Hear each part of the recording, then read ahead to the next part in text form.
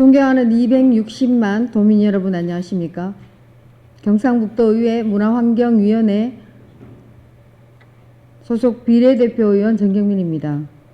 먼저 본 의원에게 제345회 임시회에서 도정 질문의 기회를 주신 배한철 의장님을 비롯한 선배 동료 의원 여러분께 감사드립니다. 또한 경북의 발전을 위해 불철주야 애쓰고 계시는 이철우 도지사님과 임종식 교육감님 그리고 관계 공무원과 언론인 여러분께도 깊은 감사를 드립니다. 아울러 가장 한국적이며 아름다운 전통 문화와 눈부신 경제 발전을 동시에 보여줄 수 있는 도시 경북 경주에서 2025 에이펙 정상회의가 개최될 수 있기를 간절히 바라면서 경상북도의 도정 현안에 대해 질의하고자 합니다. 도민의 작은 목소리에도 크게 듣고 성심성의껏 답변해 주시기 바랍니다.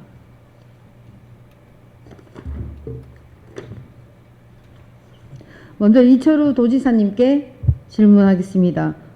도지사님 발언대로 나와주시기 바랍니다. 네, 지사님 먼저 저출생과의 전쟁 선포와 새벽부터 밤늦게까지 경상북도를 종횡무진하시면서 애쓰시는 모습 정말 감사합니다. 네. 우선 전동 킥보드 관련 질문을 드리려고 합니다. 말씀드릴 것은 공유 킥보드를 비롯한 이동형 개인형 이동장치의 운영과 안전에 관한 사항은 시군에서 담당하고 있으며 경북도에서 직접적인 역할은 아닙니다. 경상북도의 역할이 아니라는 것을 말씀드립니다. 그렇지만 경북도 차원에서 현안을 들여다보고 안전사고 예방을 위한 가이드라인을 제시하면 한층 더 안전한 경북도가 될 수 있을 것으로 판단됩니다. 질의를 시작하겠습니다. 지사님, 최근 생긴 신조어 중에 킥난이라는 용어를 혹시 들어보셨습니까? 예, 뭐 사고 많이 나가서 그런 이야기를 좀 들었습니다. 네, 바로 킥보드와 고라니를 합성한 용어로 전동 킥보드를 로드킬 비중이 높은 고라니에 빗댄 표현이라고 합니다. 영상을 한번 보시겠습니다. 속도로 주차된 차량에 정면으로 부딪힙니다. 한 명만 타야 하는데도 분명히 탔다가 차를 들이받는가 하면 심지어 4명이 같이 타고 도로를 질주하기도 합니다. 고라니처럼 갑자기 튀어나와 킥난이라고도 불리는 전동 킥보드 탓에 운전하기 무섭다는 말이 나올 정도입니다. 세 명인데. 그러지 마. 그렇게 지나가. 보행자들의 안전까지 위협하고 있고 전국적으로 대책 마련이 시급한 실정입니다. 도로교통공단 교통사고 분석 시스템에 따르면 개인형 이동장치의 사고는 2022년 기준 2386건으로 지난 4년간 5배 이상 늘어났고 이로 인해 2022년 한 해 동안만 2600명이 넘는 부상자와 26명의 사망자가 발생했습니다.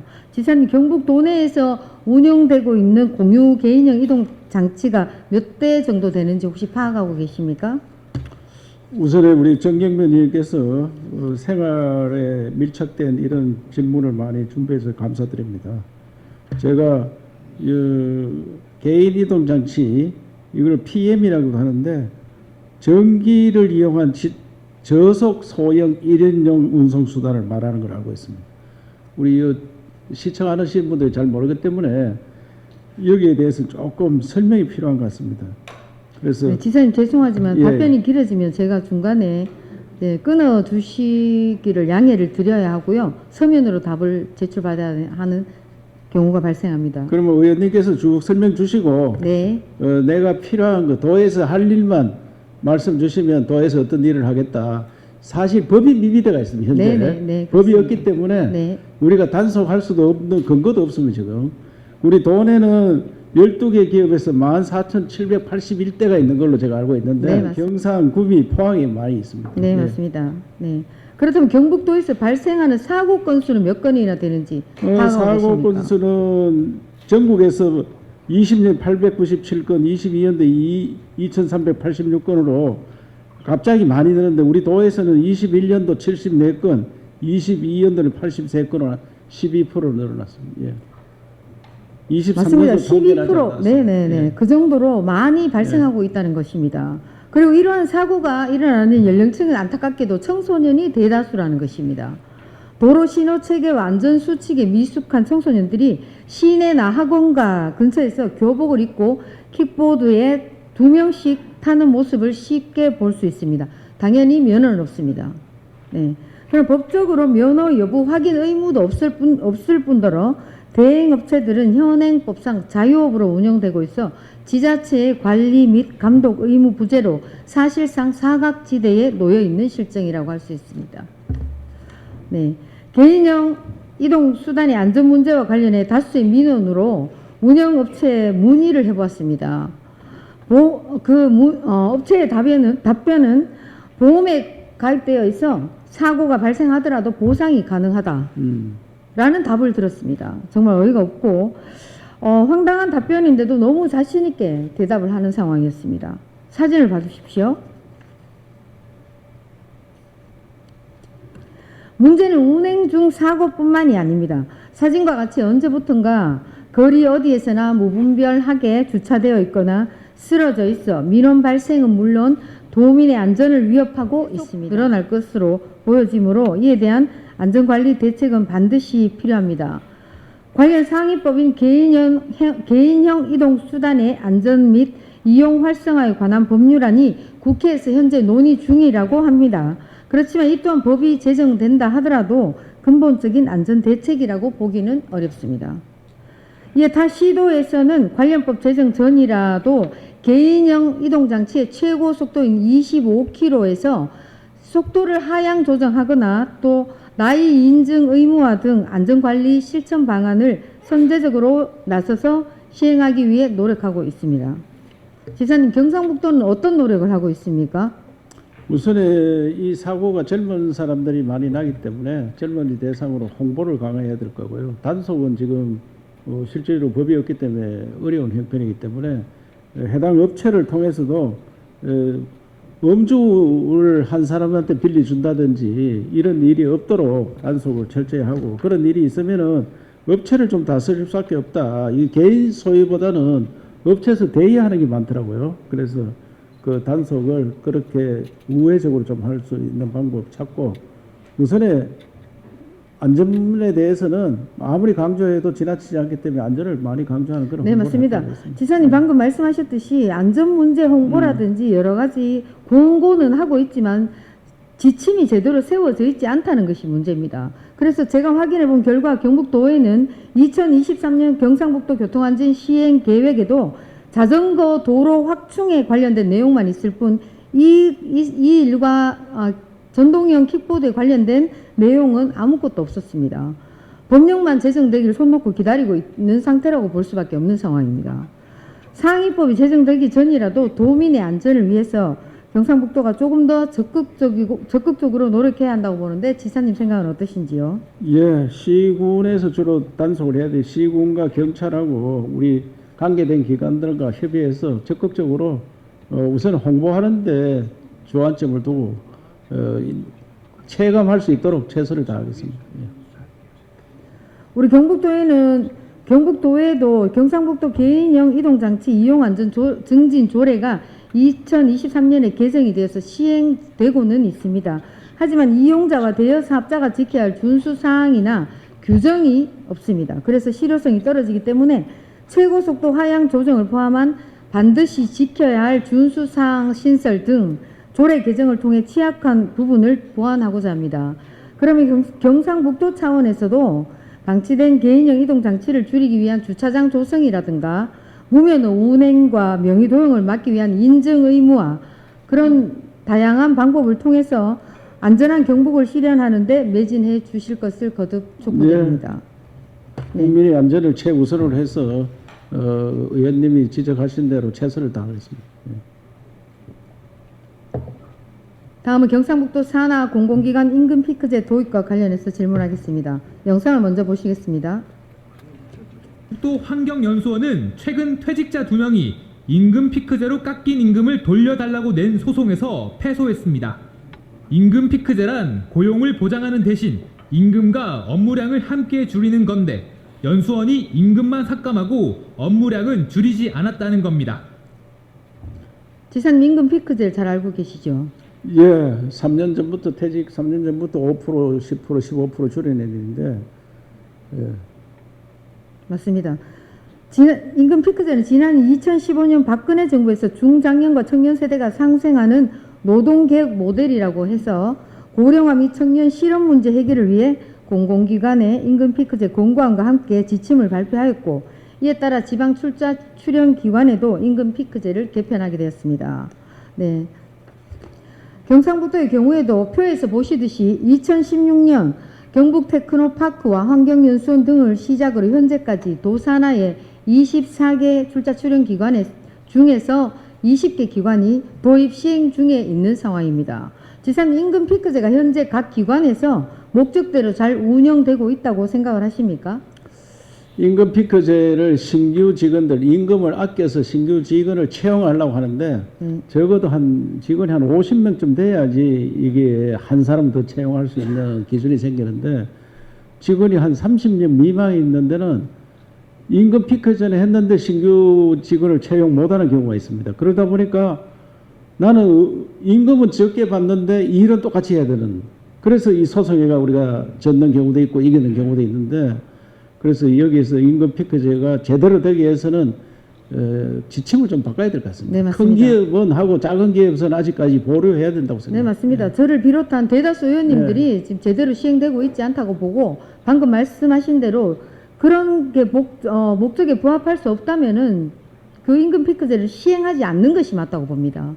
그래서 기관장한테 일임을 해놨기 때문에 이거는 꼭 법으로 되는 사항이고 지침인데, 이제 행안부에서 이것을 자기들 지침을 내렸기 때문에 안 하면은 또 벌점을 주거든요. 네, 그래서 제가 제안을 드리고자 이 자리에 있었습니다. 임금 피크제 도입할 때 반드시 개인 동의가 필요하다는 지침이 있다고 합니다. 그렇지만 이 절차를 누락하고 제도를 시행하고 있는 기관들이 많습니다. 또 산하기관 임금, 우리 도산하기관 임금 피크제 도입 내용을 보면 감행률이 기관마다 다 다르게 적용되어 있습니다.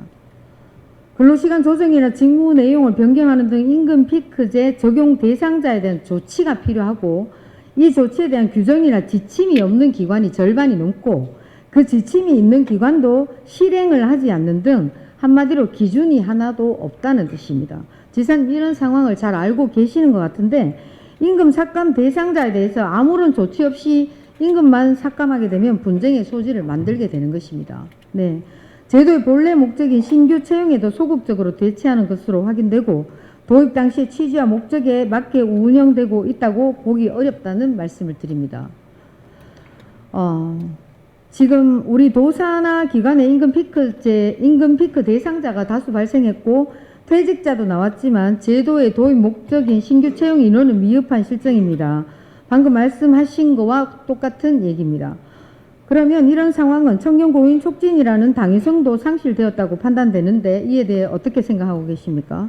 예, 행안부에 저들이 건의를 했습니다. 작은 기업에서는 하면 안 된다. 불가능한 일이고, 막 큰 기업 한 200명씩 고용하고 150명 이상 되고 이런 데에서는 임금 피크제를 본인 동의하에 해서 결국은 신규를 좀 우리가 재취업을 시켜주는 데 목적이 있었거든요. 임금을 깎는 데 목적이 있는 게 아니고, 맞습니다. 임금을 조금 깎아서 그 사람들이 대신에 새로운 사람이 일을 하도록 만드는 제도인데. 네, 맞습니다. 청년 일자리 창출을 위해서 도입된 제도입니다. 예. 그래서 지금 경북에도 현재 4개 도산하 기관의 임금 피크제 관련 반환 소송이 있고 현재도 진행되고 있다고 알고 계실 것입니다. 그러면 이에 따른 소송 비용은 도민의 혈세로 지급되고 있고, 그럼에도 불구하고 향후에 현재 우리 도산하 기관에서 임금 피크제와 관련하여 줄 소송이 이어질 것으로 보이고 있습니다. 지사님 이에 대해 답변 바랍니다. 정 의원님이 지적하신 대로 문제가 많이 있다고 보고, 제가 중앙부처와 다시 상의를 하고 우리 자체적으로 조례도 있는데, 조례도 명확하게 하기는 어렵습니다. 왜? 상급부서 지침이 있기 때문에. 그래서 저는 해당 기관장들이 자율적으로 하도록 해라는 것을 기준을 좀 정해서 신규 채용이 불가능하면은 임금을 아껴서 신규 채용이 될 정도가 아니면 임금 피크제를 안 하는 게 맞다. 그렇게 다시 한번 정리를 해보겠습니다. 예. 네, 맞습니다. 저는 오늘 질문에도 규모나 재원에 따라서 네. 체계적이고 일괄적으로 적용할 수 있는 임금 피크제 지침이 필요하고 반드시 규칙이나 이 틀이 적용이 돼야만 제대로 지켜질 것이라고 생각해서 제안을 드리고자 했던 아주 것입니다. 좋은 지적이라 생각합니다. 네, 감사합니다. 그러면 대상자에 대한 근로시간 단축이나 적정한 업무 분장 이런 게 전부 법에 정해져 있는 내용입니다. 그러면 지사님은 지금 현재 우리 경상북도 내에서 규모나 이런 거에 비해서 어떤 기관들이 임금 피크제의 대상이 아니다 이런 거를 생각해 보신 적은 있으십니까? 우리는 어려운 세 곳과 그다음에 관광공사하고 개발공사 그 정도가 해당이 될 것 같고 나머지 기관들은 좀 더 연구가 돼야 된다고 생각합니다. 감사합니다. 답변 감사합니다. 다음으로 간병 제도와 관련해서 질문 드리겠습니다. 잘 아시겠지만 간병인은 몸이 불편한 환자에게는 없어서는 안 될 존재입니다. 그런데 간병비가 의료급여로 인정받지 못하게 되면서 환자의 간병 비용은 환자와 보호자가 부담하고 있습니다. 진료비보다 더 비싼 간병비에 따른 간병 파산, 간병 살인 등이 심각한 사회적 문제로 부상되고 있습니다. 간병 비극의 주요 원인 중 하나는 비용의 문제입니다.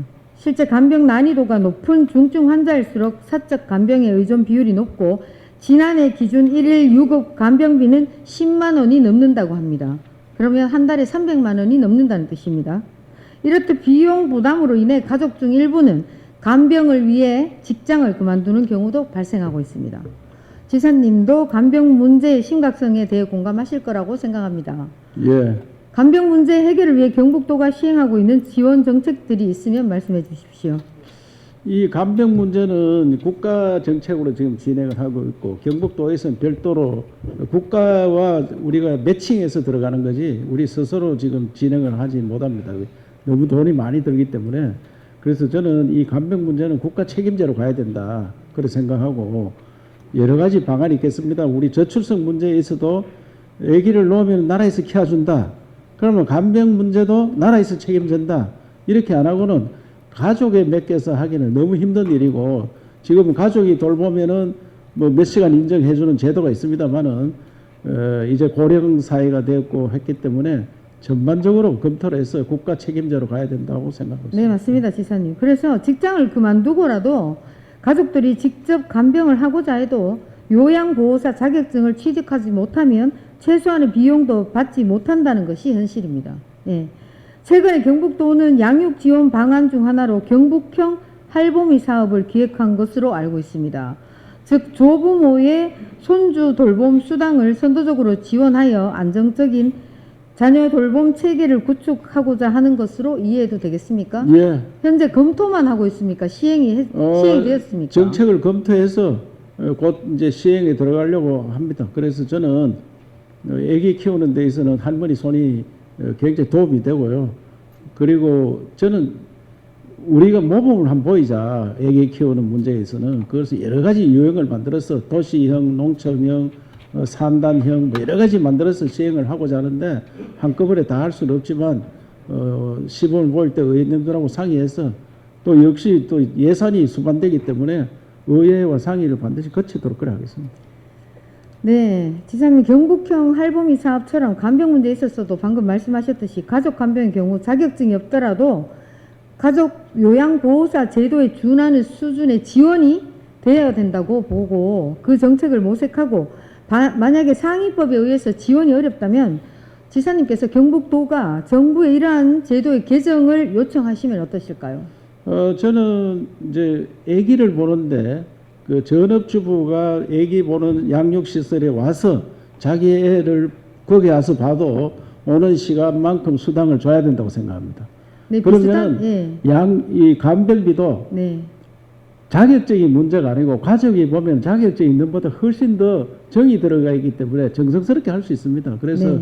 그걸 보호사 자격증이 문제입니다. 네. 자기 부모가 아픈데 자식이 보면 훨씬 자격증, 간병 자격증이 있는 사람보다 요양보호사보다 더 잘할 수 있기 때문에 그걸 제도화해야 된다고 생각합니다. 네, 맞습니다, 지사님. 간병 문제는 아픈 가족을 둔 도민에게는 생계와 삶이 걸려 있는 문제입니다. 경북도가 가족을 돌보자 하는 도민의 삶이 지켜질 수 있도록 아프지만 가족에게 짐이 될까 걱정하는 어르신들이 힘들지 않도록 정책적 노력과 지원 방안을 적극 모색해 주실 것을 다시 한번 당부드립니다. 수고하셨습니다. 지사님. 예, 자리로 돌아가셔도 감사합니다. 좋습니다. 감사합니다. 나와 주시기 바랍니다.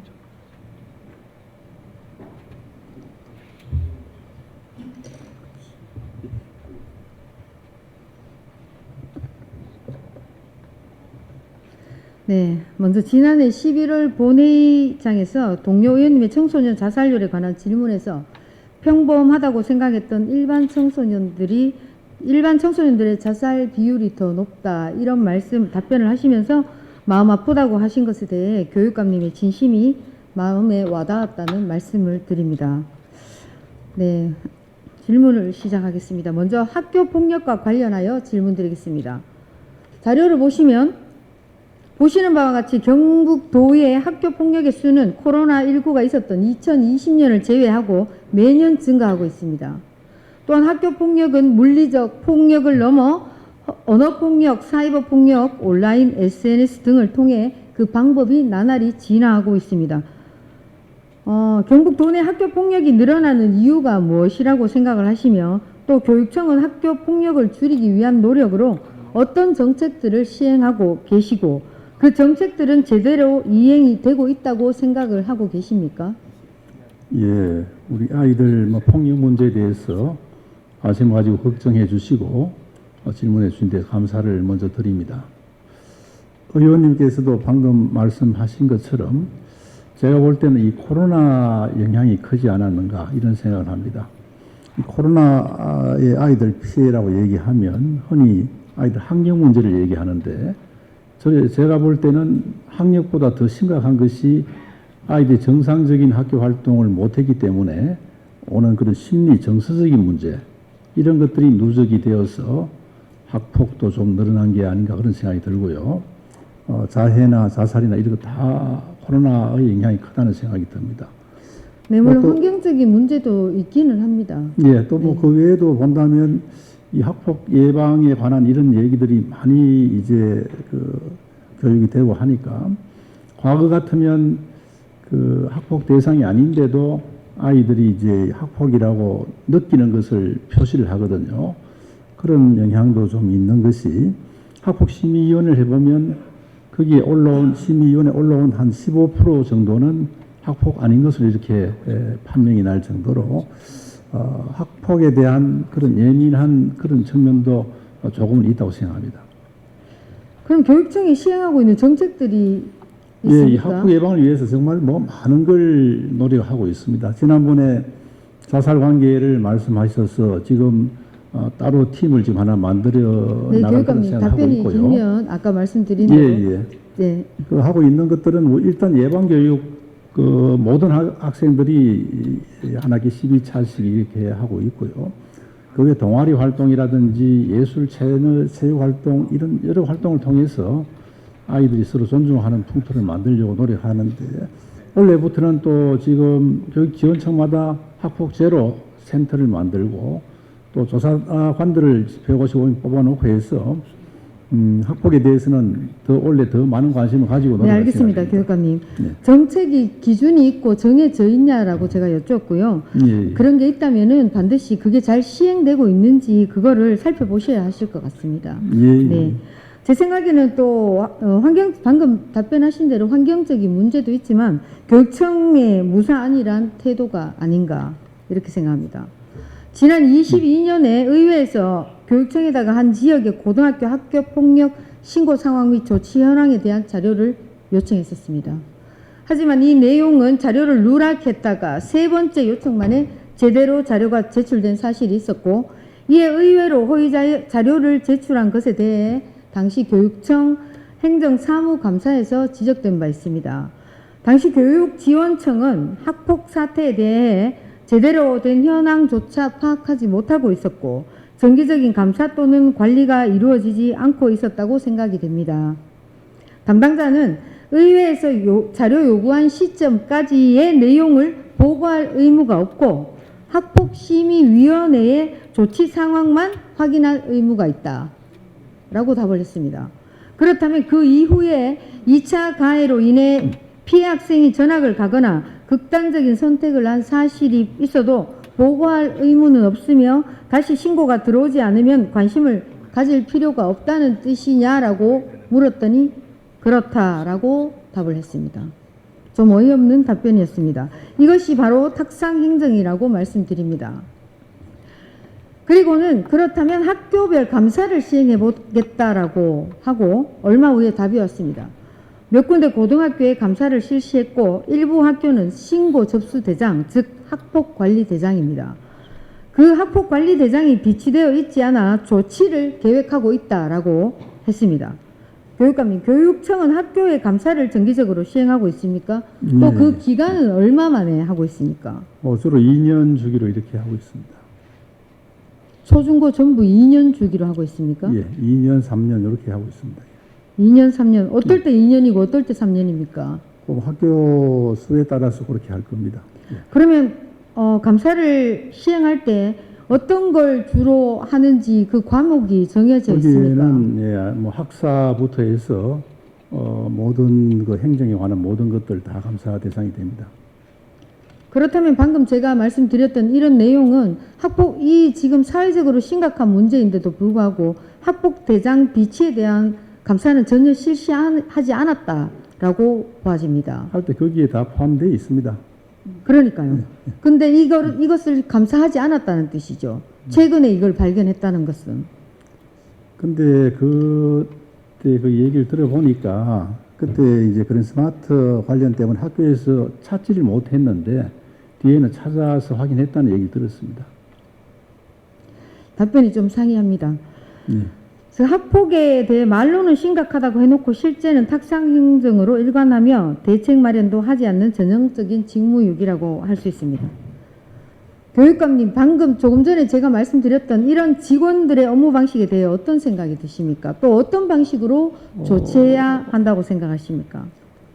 우리가 적극 행정을 사실 많이 강조를 하고 특히 도의원님들 도민의 대표신데 거기에 대한 그 자료 요구가 있거나 그 질의가 있으면 정성껏 답하라는 그런 얘기를 많이 하는데 아직도 부족한 모양입니다. 더 노력하겠습니다. 네, 정성껏보다 정확한 자료가 필요합니다. 알겠습니다. 예. 네. 그리고 학폭 사건이 만약에 발생하면 첫 번째로 분리 조치가 우선되어야 하고 맞습니다. 조사는 이후의 문제입니다. 예, 예. 즉 학교 폭력 해결에도 골든 타임이 있어야 한다는 뜻입니다. 예. 하지만 실제 학폭 관련 처분 이후에 상당수의 가해 학생들은 반성을 하지 않고 피해 학생들에게 2차 가해를 하는 경우가 많습니다. 이어지는 2차 가해는 폭행으로 이어지지 않으면 검찰로 이관되기도 어렵고 언어폭력도 피해 학생의 극단적 시도 없이는 이렇다 할 조치가 이루어지지 않는 등 피해 학생은 보호의 사각지대에 놓이는 경우가 많습니다. 이 때문에 피해 학생들은 심지어 화장실조차 제대로 가지 못할 정도로 두려움에 떨며 전학을 선택하는 경우가 있었습니다. 교육감님, 교육청은 점점 진화해 나가는 것으로 보이는 학폭에 관한 대책으로 어떤 계획을 수립하고 계십니까? 예, 학폭이 진화한다는 그런 표현을 썼었는데 실제로 좀 이래 아이들이 법망을 피해가면서 아이들 괴롭히는 그런 사실도 사실은 지금 늘어나고 있는 추세고 특히 또 과거와 달리 신체적인 폭력보다는 언어 폭력이라든지 사이버 폭력 이런 것들이 늘어나고 있습니다. 그래서 이런 사례들을 잘 분석해서 대처하도록 그렇게 하겠습니다. 네. 지난해 정순신 변호사 사내의 학교 폭력 가해 징계를 늦추기 위해 온갖 방법이 동원이 되었고 이 과정에서 피해 학생은 극단적 선택을 수차례 시도할 만큼 극심한 고통에 시달렸던 사건이 전 국민의 공분을 샀었습니다. 우리 경북도에도 이와 유사한 일이 있었습니다. 하나의 사례를 들어보겠습니다. 전학 처분이 나오고 엿새 뒤에 전학 배정을 요청받았고 다시 일주일 뒤에 관련된 행정 절차를 마쳤지만 바로 다음 날 집행정지 신청이 인용되면서 전학을 보낼 수 없었다는 설명입니다. 전학을 보내기 위한 행정 절차가 2주 정도 걸렸다는 건데 선 전학 후 조치 지침이 교육 현장에서 제대로 작동하지 못한 겁니다. 네, 영상의 내용처럼 학교폭력대책심의위원회에서 전학 조치가 나왔음에도 조치는 2달 이상 늦어졌고 가해자 부모의 행정소송으로 인해 피해 학생은 괴로움을 견뎌야 했던 사건입니다. 또 한 가지 다른 지역의 예는 학교폭력심의위원회 결정이 가해 학생이 반성을 하는 것처럼 느껴진다고 해서 분리 조치를 하지 않아 피해 학생이 2차 가해를 당해 견디지 못하고 극단적인 선택을 한 경우가 발생했습니다. 이뿐만 아니라 경북도 내 학교폭력과 관련하여 피해자들이 학교를 떠나게 된 사례들은 어제 오늘 일이 아닙니다. 교육감님, 가해자보다 피해자가 더 큰 피해를 입는 불합리한 사건들의 재발을 막기 위해 사례들은 어제 오늘 일이 아닙니다. 교육감님, 가해자보다 피해자가 더 큰 피해를 입는 불합리한 사건들의 재발을 막기 위해 도교육청은 어떤 노력을 기울여오고 있습니까? 예, 이 학폭심의위원회가 마치면 보통 이 그 처벌에 대해서 가해 학생, 피해 학생들이 거기에 다 이렇게 만족하는 경우들이 많지가 않습니다. 왜냐하면 가해하는 학생들은 사실은 그렇게 악의적으로 하려고 하지 않았다는 그런 마음이 있고, 피해 학생은 가해 학생의 가해보다 훨씬 더 상처를 입는 게 일반적인 그런 상황입니다. 그래서 가해 학생들이나 피해 학생들이 이 재심을 요청하고 행정심판을 하고 또 경우에 따라서는 우리 행정소송까지 이렇게 가는 경우들이 있습니다. 그래서 그러다 보니까 이런 과정에서 심판을 요청하게 되면 바로 집행을 못하는 그런 어려움이 있는데, 지금 분리 조치까지는 긴급 조치를 할 수 있도록 지금 모든 게 준비되어 있기 때문에 전학은 번복이 좀 어렵기 때문에 신중을 기하더라도 학교 분리한다 이런 것들은 바로 적극적으로 취하도록 그렇게 하겠습니다. 네, 교육감님, 재발을 막기 위한 노력은 더 많이 해야 될 것으로 생각합니다. 그렇습니다. 예, 네. 예. 학교 위 사례들을 보신 바와 같이 학교폭력심의위원회에 결의할 수 있다는 것을 볼 수 있었습니다. 예, 예.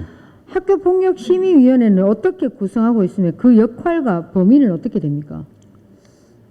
이제 그 10명에서 50명 이내 위원으로 이렇게 하고, 거기에는 이런 그 아이들 교육에 관심 있는 또는 전문성을 가진 사람들입니다. 그래서 전직 경찰, 전직 교원, 공무원, 또 의사라든지 그 외에 그 대학 교수, 또 선도단체 회원, 그리고 학생들의 어떤 그런 선도에 관심과 그런 전문성 가진 사람이라 이렇게 해서 최대한 이렇게 뽑고, 그다음 이분들 연수도 우리가 강화를 하고 있습니다. 그런데 아마 네, 교육감님, 제가 확인해 본 바로는 관할 구역 내에 소속된 학부모로 위촉하는 경우가 많습니다. 학부모 3분의 1 들어가 되어 있습니다. 네, 맞습니다. 그래서 방금 말씀하실 때는 학부모를 말씀 안 하셔서 제가 말씀드렸고요. 이것처럼 학교폭력심의위원회 심의 지연으로 인해서 피해 학생의 고통이 지속되거나 위원회의 잘못된 결정으로 피해 학생이 외부 2차 기관에 고발 조치하여 결과가 상당히 다르게 나오는 경우도 발생하고 있습니다. 경북도 내 학폭심의위원회는 그 역할을 제대로 하고 있다고 생각을 하십니까? 예, 그 교육지원청마다 거기 적임자들을 뽑았고, 또 우리 도교육청 차원에서 이분들에 대한 역량 강화 연수를 하고 있습니다. 부족한 부분이 일부 있을 수 있는데 더 이 전문적 역량을 갖추도록 우리가 연수를 더 강화하도록 하겠습니다. 네. 또 화제가 되었던 정순신 변호사의 사례와 같이 학폭위원이 지역의 학연, 지연 등으로 연관되어 있거나 가해자 학생 부모의 사회적 영향력이 큰 경우 피해자는 보호받기 어렵다는 것도 느끼고 있습니다. 학교폭력심의위원회의 공정한 구성과 피해자가 보호받을 수 있도록 새로운 대책이 필요하다고 생각이 드는데 교육감님 어떻게 생각하십니까? 예, 일단 학폭이 발생하면 제일 그 초점을 피해자 보호에 두고 있습니다. 그래서 일단 분리를 하고 또 이 피해자에 대한 상담 또 치료 이런 것들에 대한 적극적인 지원을 하도록 그렇게 하겠습니다. 네, 학교폭력심의위원회에 대한 새로운 대책이 좀 필요하다고 보아집니다. 예, 네. 이제 뽑을 때 좀 더 신경 쓰도록 하고 예, 역량 강화 연수를 좀 더 강화하겠습니다. 네, 감사합니다. 많은 도민들이 그리워하는 행복한 학창 시절, 우리 아이들에게는 아픔과 두려움으로 남지 않도록 학폭 관련 대책 마련에 경상북도 교육청에서 학폭 골든타임의 중요성을 강조하고 가이드라인을 제시해 주시면 감사하겠습니다. 예, 그렇게 하겠습니다. 예. 네. 다음 학구 문제와 관련해서 질문 좀 드리겠습니다. 먼저 학구 관련 업무는 교육지원청 관할 사안입니다. 맞습니다. 네. 예. 네. 하지만 지역 학부모들의 자녀 교육을 위한 절실한 요구가 학구조정위원회에 반영되지 못하고 있어 도교육청 차원의 관심을 기울여 줄 것을 당부드리고자 질문드립니다. 예.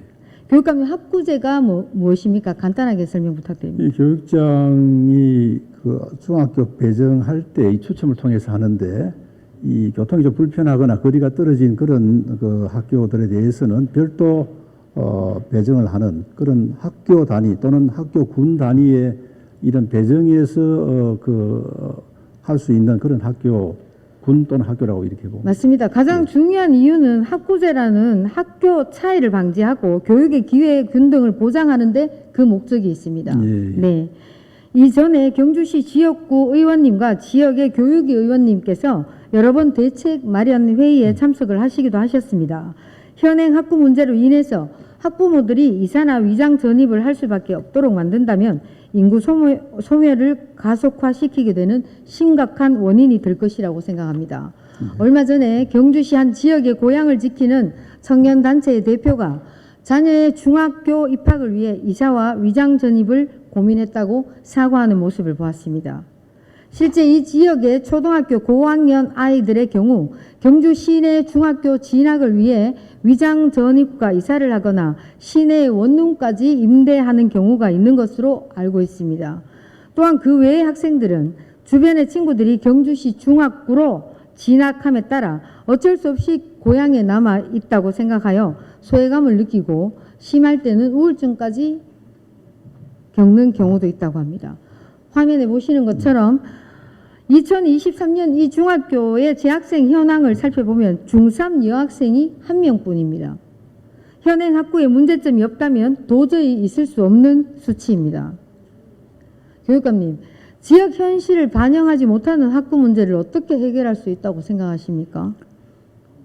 예, 이 학구는 사실은 여러 가지 복합적인 그런 말씀하신 교육의 균등, 평등, 차별 방지 이런 측면도 있고요. 그 다음에 이 학구가 이 농어촌 지역의 경우에는 또 지역에서는 학교가 하나 꼭 있어야 된다 이렇게 생각을 하거든요. 그런데 그런 학구가 없이 그냥 아이들 자유로 선택해버리면 농어촌 학교들은 다 소멸 과정을 가게 되고 또 선호하는 학교들은 이 시설이 부족해서 또 시설을 증축해야 되고 과밀력 이런 여러 가지 문제가 발생할 수 있습니다. 네, 알겠습니다. 다음 화면에서 보시는 것처럼 경주시청 기준으로 인근 중학구 간 거리는 17에서 39km 떨어져 있습니다. 그리고 방금 말씀드린 근천읍 소재에 있는 학교 건천읍 행정복지센터에서 학부모들이 조정을 원하는 지역의 인근 중학교 간 거리는 11km에서 13km입니다. 자동차 통학 기준으로 10분에서 15분 내외에 통학할 수 있는 거리에 있습니다. 건천읍 지역 학생들의 경우는 경주여중, 문화중, 월성중 등 인근한 학교로 통학할 수 있도록 학구 조정 혹은 공동학구를 활용하여 학생들과 학부모들에게 선택권을 제공하는 것이 필요하다고 생각하는데 교육감님은 어떻게 판단하고 계십니까? 이 학구 조정은 교육장이 지역 주민 학부모님들의 의견을 수렴해서 학구 조정위원회 심사를 거치고 도의회를 통과하도록 되어 있습니다. 심의역에서 되어 있기 때문에 경주교육지원청에서 그 학구의 내용을 잘 알기 때문에 한 번 더 검토를 좀 엄격하게 하도록 이렇게 당부를 하겠습니다. 네, 방금 자료에 예를 든 학교가 나쁘다는 것은 아닙니다. 예. 학교를 유지하기 위해 현행 학구를 하는 상황이 되어서는 안 된다는 것입니다. 학구제 조정으로 인한 학생 수 감소가 우려되신다면 학생들이 찾아올 수 있는 학교를 만드는 정책을 수립해서 맞습니다. 그것도 하나의 교육청의 역할이라고 생각합니다. 저는 특성화 중학교를 하나의 대안으로 제안합니다. 교육감님, 현재 경북에 특성화 중학교가 몇 개 있습니까? 지금 칠곡 쪽에 이제 그런 시도를 지금 하고 있습니다. 네, 맞습니다. 예. 경북 동화 같이 인구 감소 위기를 겪고 있는 전남의 경우는 특성화 중학교가 8개, 우리 경북에는 지금 현재는 1개만 있습니다. 학생들이 찾아오는 특성화 중학교를 설립하면 지역 정주 여건 강화와 인구 증가에도 이바지할 것으로 기대합니다. 교육감님께서 늘 자랑하시던 경북도 내는 많은 특성화 고등학교가 잘 운영되어 좋은 평을 받고 있는 것으로 알고 있습니다. 올해도 1,599명이 우리 경북의 고등학교에 타시도에서 진학을 했고 네. 해외 아이들도 오고 있습니다 지금. 네, 특성화 고등학교 아주 잘 되고 있는 건 정말 좋다고 생각합니다. 예. 그래서 교육감님 특성화 중학교를 더 설립을 해보신 적은 없으신가요? 예, 그 필요한 학교 또 신청한 학교에 대해서는 우리가 심사를 하도록 그렇게 하겠습니다. 네. 반드시 중학교도 특성화 중학교가 생기면 좋을 것 같습니다. 아주 많은 기대를 하고 있습니다. 예. 네, 감사합니다. 교육감님, 교육 경쟁력은 지역 경쟁력이 됩니다. 학령 인구 감소 등의 문제를 손 놓고 기다릴 것이 아니라 학생들이 진학하고 싶은 학교를 가기 위해선 위장 전입과 이사를 가야만 하는 상황, 이런 작은 문제부터 짚어주셔야 경상북도 교육이 발전할 수 있을 것이라고 생각합니다. 지금까지 답변에 감사드립니다. 예. 제 질문을 심각하게 고려해 주시기를 다시 한번 부탁드리겠습니다. 예. 이상으로 도정 질문을 마치겠습니다. 경청해 주셔서 감사합니다. 예, 정경민 의원님 수고하셨습니다.